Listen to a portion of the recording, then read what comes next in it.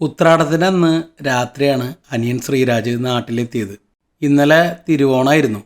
ഞങ്ങളുടെ ലളിതമായിട്ടുള്ള തിരുവോണാഘോഷമൊക്കെ നിങ്ങൾ വീഡിയോയിൽ കണ്ടിരുന്നുവല്ലോ. ആ ഒരു വീഡിയോയ്ക്കും ഒരുപാട് നല്ല കമൻറ്റുകളും സപ്പോർട്ടും ഒക്കെ കിട്ടി.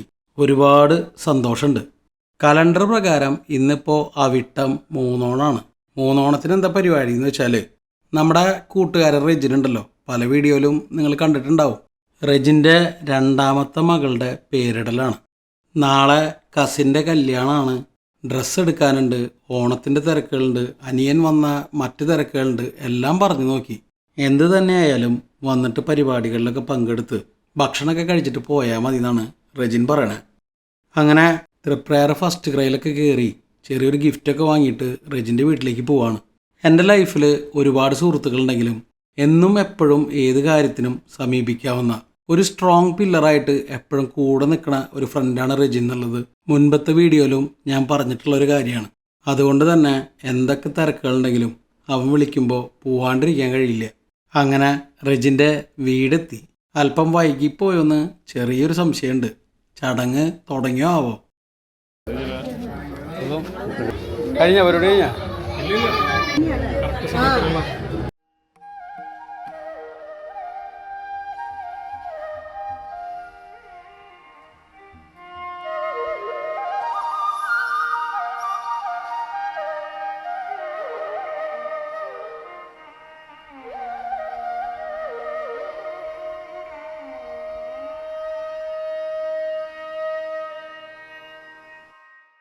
വന്നപാടെ ദീപുവിന് വെൽക്കം ഡ്രിങ്കൊക്കെ കിട്ടിയിട്ടാ. തൊട്ട് പുറകെ ഈമക്കുട്ടി എനിക്കും ഒരു ഗ്ലാസ് കൊണ്ടുവന്നു. ആ വെള്ളം അങ്ങോട്ട് കുടിച്ചു തീർക്കുമ്പോഴേക്കും ഇവിടെ പേരിടൽ ചടങ്ങ് തുടങ്ങാനുള്ള ഒരുക്കങ്ങളൊക്കെ ആയി. പേര് വിളിക്കാനായിട്ട് ലക്ഷ്മി റെജിൻ്റെ അച്ഛന് കുഞ്ഞിനെ കൈമാറി.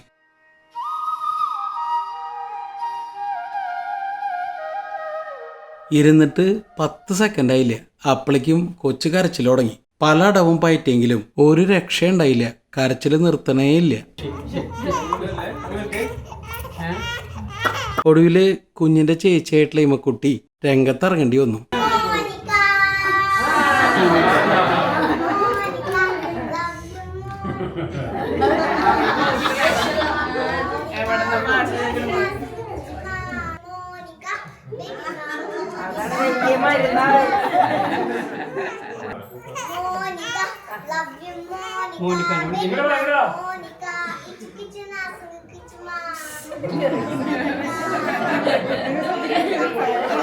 അങ്ങനെ മോണിക്ക പാട്ടിന്റെ അകമ്പടിയോട് കൂടി മുത്തശ്ശൻ പേര് വിളിച്ചു.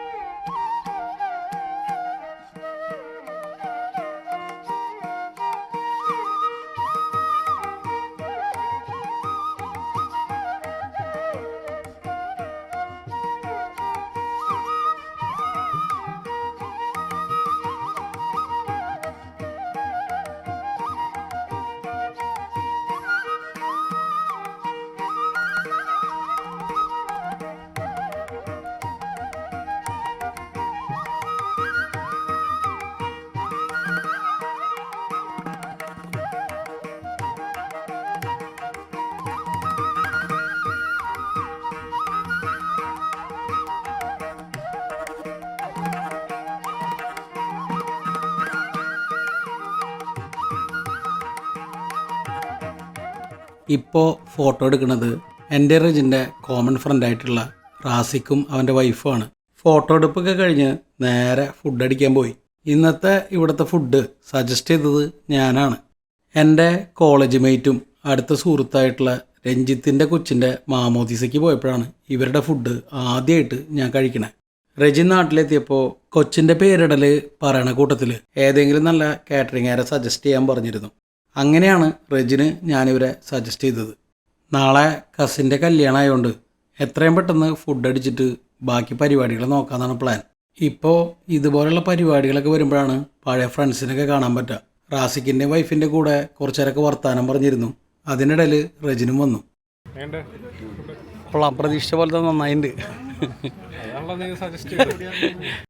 IFSC എന്നാണ് ഈ ഒരു കാറ്ററിംഗ് ടീമിൻ്റെ പേര്.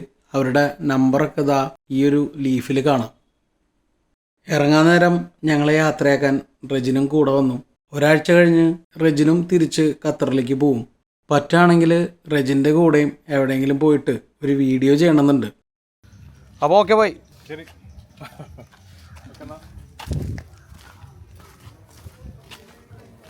ഇവിടെ നിന്ന് ഞങ്ങൾ നേരെ പോണത് തൃശ്ശൂർക്കാണ്. കസിൻ്റെ കല്യാണത്തിന് ഫാബിൻ്റെന്ന് റിസപ്ഷനിലുള്ള ഡ്രസ്സ് എടുക്കാനാണ് തൃശ്ശൂർക്ക് പോണത്. അതിൻ്റെ ഒപ്പം വേറെയും 1-2 കാര്യങ്ങളുണ്ട്. കണ്ടശാങ്കട പാലം വഴിയാണ് ഞങ്ങൾ തൃശ്ശൂർക്ക് പോയത്. ഇന്നാണെങ്കിൽ കണ്ടശാങ്കടവ് ജലോത്സവമാണ്.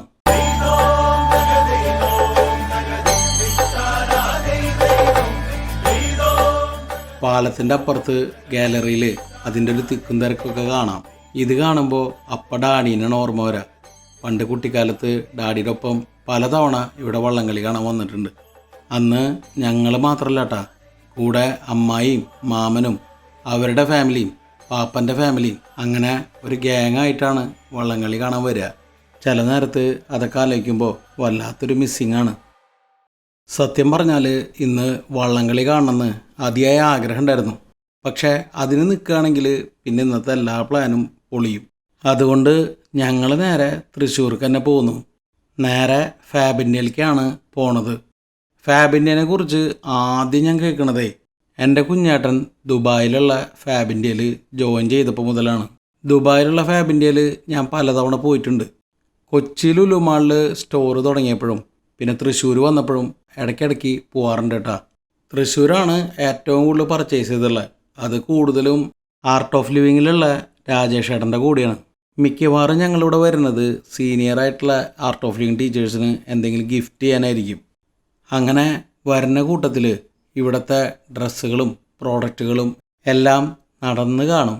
എന്നിട്ട് ചിലതൊക്കെ നോട്ട് ചെയ്ത് വെക്കണ്ട. നോട്ട് ചെയ്ത് വെക്കലല്ലാണ്ട് ഇതുവരെ കാര്യമായിട്ടൊന്നും വാങ്ങൽ നടന്നിട്ടില്ല. ഇറങ്ങാൻ നേരം ഞാനും രാജേഷ് ഏട്ടനും പറയും, വരട്ടെ കാശ് വരട്ടെ. ഇതാണ് മിക്കവാറും കലാപരിപാടി. ഇന്നെന്തായാലും അനിയൻ്റെ ചിലവിൽ ഒരു കുർത്തെടുക്കാൻ തന്നെയാണ് പ്ലാൻ. ഇവിടുത്തെ ബഹുഭൂരിപക്ഷം തുണിത്തരങ്ങളും ഇന്ത്യയിൽ നിർമ്മിച്ചതും കൈകൊണ്ട് ഉണ്ടാക്കിയതാണെന്നൊക്കെയാണ് പറയപ്പെടുന്നത്. തുണിത്തരങ്ങൾ മാത്രമല്ല, ഇവിടുത്തെ എല്ലാ പ്രോഡക്ട്സും അങ്ങനെ തന്നെയാണ്. അവിടെ ഇത് കാണാൻ ലുക്കുണ്ട്. ഇത് എത്ര സൈസ്?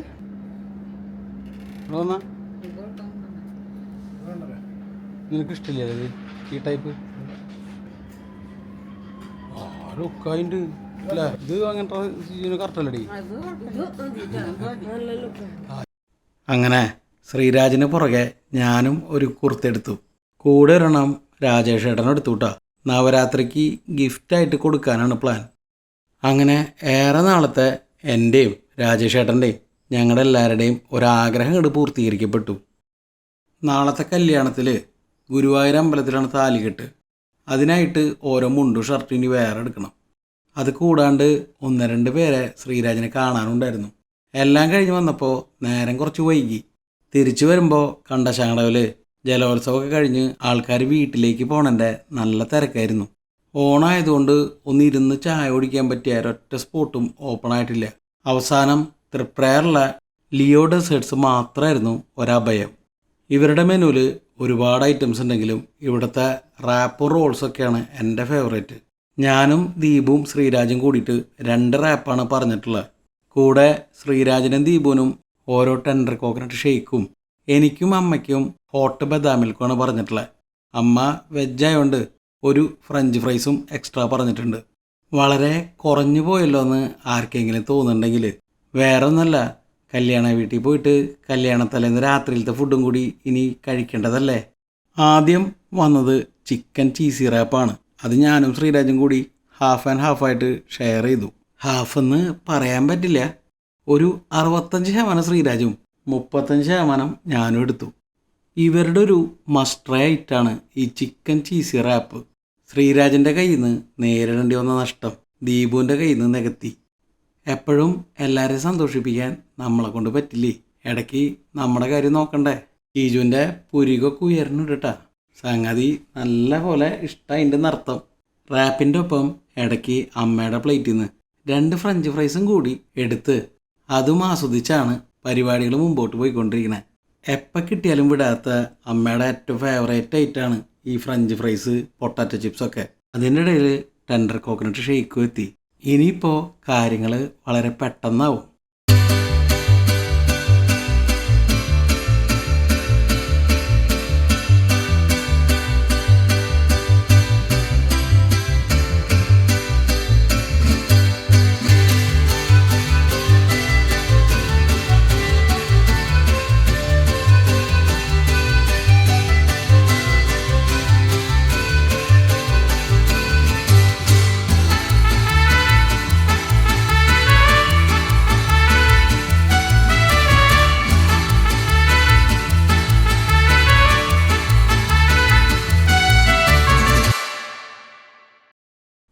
ഈ കാണുന്ന 2 കപ്പ് ബദാം മിൽക്കോട് കൂടി ഓർഡർ ചെയ്ത എല്ലാ ഐറ്റംസും എത്തിക്കഴിഞ്ഞു. ലിയോ ഡെസേർട്സിലെ ബദാം മിൽക്ക് ഞാൻ ആദ്യമായിട്ടാണ് ട്രൈ ചെയ്യണേ. സംഗതി ഉഷാറായിരുന്നു കേട്ടോ.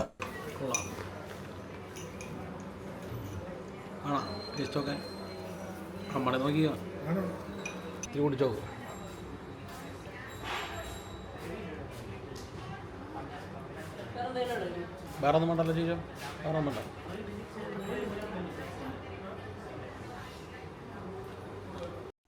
അങ്ങനെ ലിയോയിലത്തെ ചെറിയ ഫുഡ് അടിയൊക്കെ കഴിഞ്ഞ് നേരെ കല്യാണ വീട്ടിലേക്ക് വെച്ച് പിടിച്ചു.